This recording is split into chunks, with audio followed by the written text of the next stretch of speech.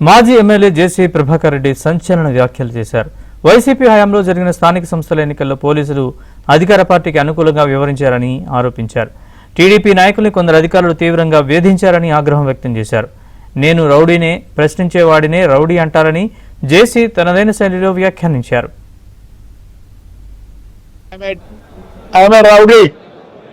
ఎందుకంటారు నన్ను రౌడీ? నేను లా ఒబీడియంట్. ఇవన్నీ ఎవరు మాట్లాడ్డా? ఇప్పుడు నేను మాట్లాడే మాటలు ఎవరు మాట్లాడ్డా? బాధతో ఫ్యూచర్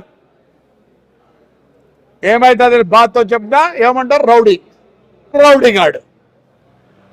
ఏం రౌడీ గాడు? నోరుండే నా కొడుకు రౌడీ గాడు. Yes,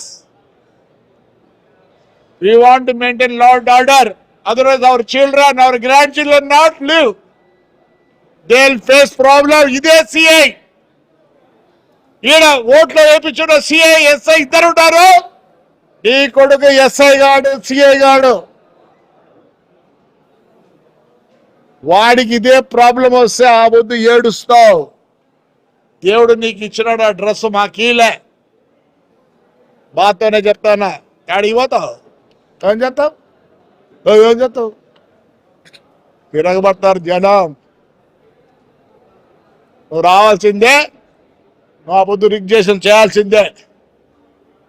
ఎందుకు విడిచిపెడతావు? ఏంటిగా dress? To protect people, to protect people.